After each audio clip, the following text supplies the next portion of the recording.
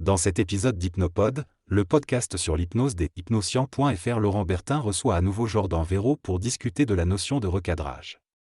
Ils abordent les différentes approches et techniques utilisées pour aider une personne à intégrer de nouvelles informations et à changer son point de vue.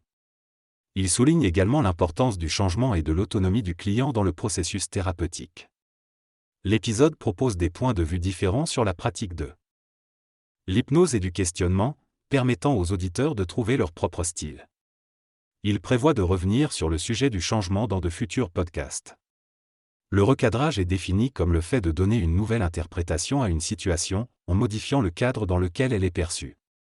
Le recadrage peut être verbal ou non verbal, et doit être fait dans le respect du client et de son rapport avec le thérapeute. Dans ce podcast sur l'autosuggestion et le recadrage, les participants discutent de l'importance de l'autosuggestion dans nos décisions et comportements. Ils partagent une expérience où un simple geste a suscité une réaction inattendue chez une personne, illustrant ainsi le pouvoir de la suggestion indirecte. Ensuite, ils évoquent le recadrage et comment il est utilisé en hypnose.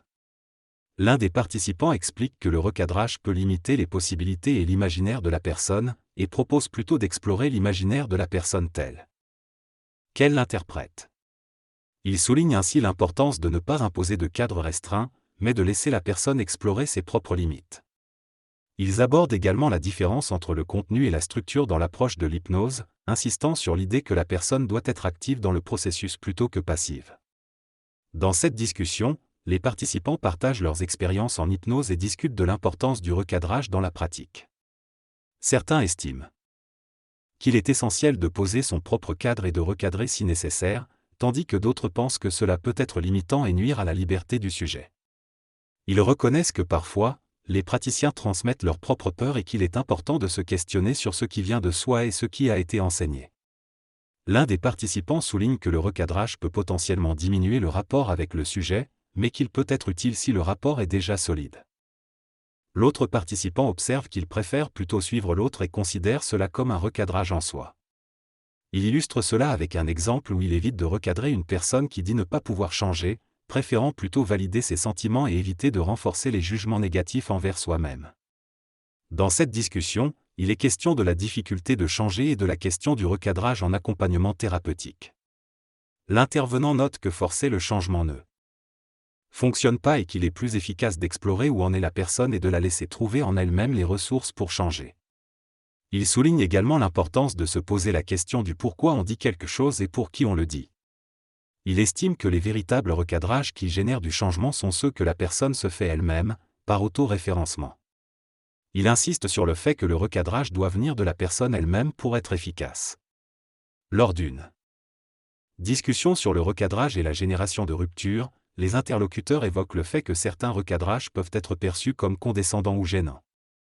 Il souligne l'importance de l'intention du praticien et de sa stratégie. Certains pensent que leur intention ne vise pas nécessairement à provoquer un changement, mais plutôt à susciter des ruptures dans l'engagement et la réactivité de la personne. Cependant, ils reconnaissent qu'il est essentiel de rester neutre et de questionner de manière introspective, sans présupposer de solution ou de condescendance. Ils constatent que certains praticiens peuvent verrouiller la discussion en ayant une idée préconçue de la solution, ce qui peut être perçu comme du mépris plutôt que de la surprise.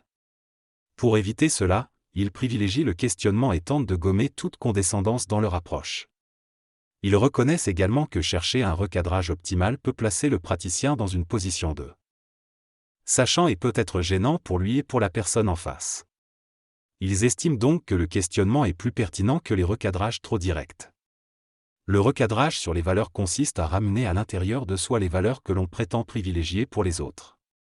Par exemple, si quelqu'un valorise le respect et la bienveillance envers les autres mais se juge constamment et se critique, le recadrage sur les valeurs pourrait l'amener à appliquer ces valeurs à lui-même. Cela nécessite une introspection pour découvrir les blocages et les croyances qui empêchent cette bienveillance envers soi. Dans certains cas, la division entre soi et les autres peut être utilisée en hypnose pour aider la personne à se regarder avec le même regard bienveillant qu'elle porte sur les autres.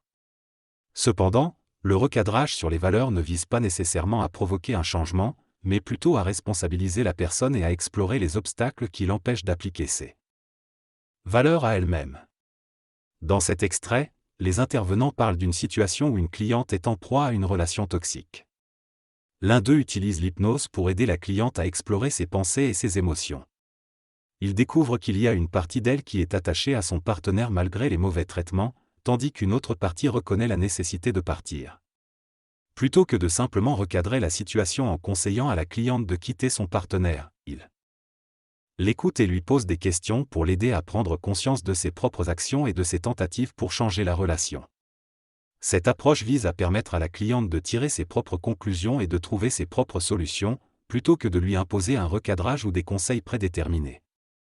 Les intervenants soulignent l'importance de laisser la personne cheminer à son propre rythme et de ne pas juger ses choix.